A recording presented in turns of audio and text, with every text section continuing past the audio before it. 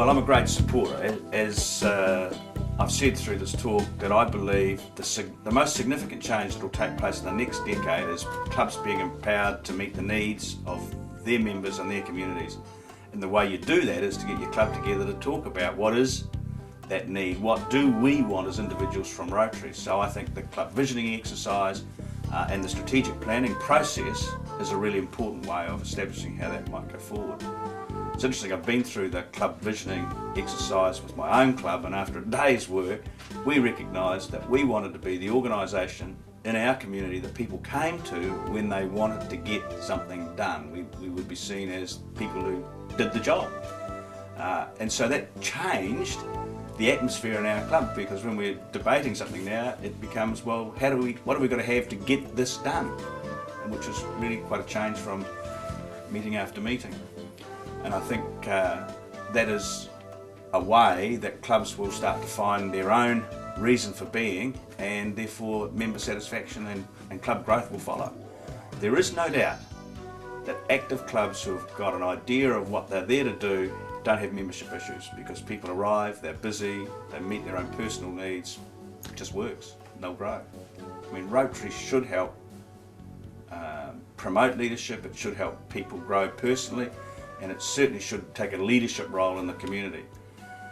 Rotary Leadership Institute is like club visioning, it's like the Rotary Action Groups, it's like a lot of other programs. It's there as a resource for clubs and individuals to plug into as they see fit.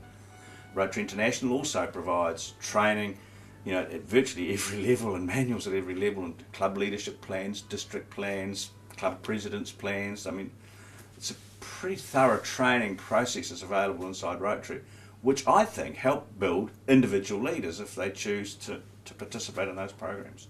I think RLI, or Rotary Leadership Institute, is a part of that big basket full of training resources that we have available to us. We do it better than anyone in the world in terms of service groups, there's no question about that. I'm a supporter in most cases. I think if for no other reason, the economies of scale and the exposure to new techniques and new people is really important. We've just had the first ever multi-district president-elect training in New Zealand, where all 6 districts participated. In Melbourne, 3 districts, and in Sydney, 3 or 4 districts are about to do this. By bringing those districts together, we were able to have, in New Zealand, we had President Ray Klingersmith address the president-elects, incoming chairman of the trustees of the Rotary Foundation, Bill Boyd, address the president-elects. So to get speakers of that calibre to address our president-elects was huge. And I've often felt that our training is a bit out of alignment. We talk about strengthening and supporting our Rotary clubs in our strategic plan, but the vast majority of our training funding goes to training governors-elect and district governors. And so I think to bring some of that funding back into the clubs, which is where we need to be if we're serious about strengthening and supporting our clubs, then that's, I think, a very good place to start. I also encourage districts getting together for conferences and for training, because again, you get the economies of scale and the cross-pollination of ideas. I talk about 6 words, and people that have heard me talk will be sick of these words, but it's quite simple. We connect people, we share ideas, and we identify resources. And if we can do that, you watch things happen. And I think by just staying in our own regions, our own club clusters, and our own districts even, the danger is we just roll year on year on year on without looking at the bigger picture.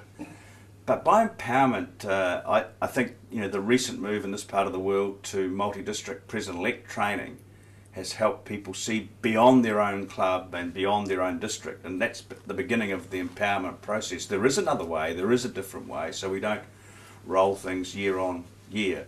It's the first point. Second point is that the Rotary International Strategic Plan supports clubs becoming more innovative and more flexible.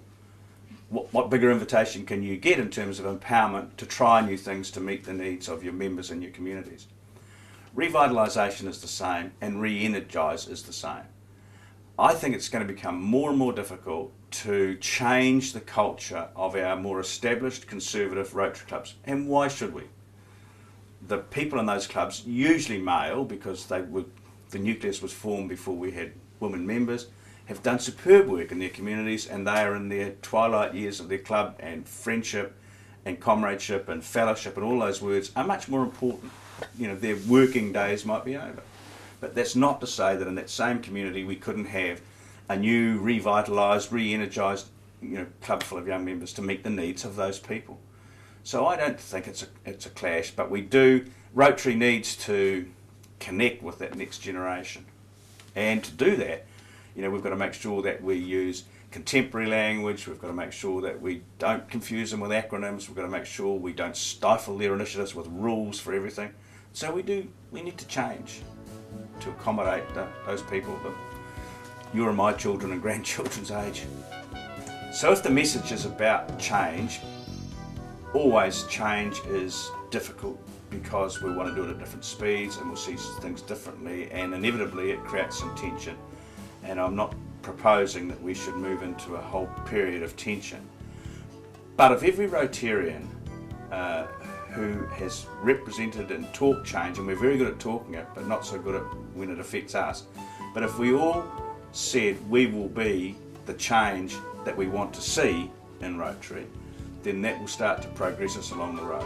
I'm promoting change, A, to get people to talk about it, so at least there is some debate taking place around that.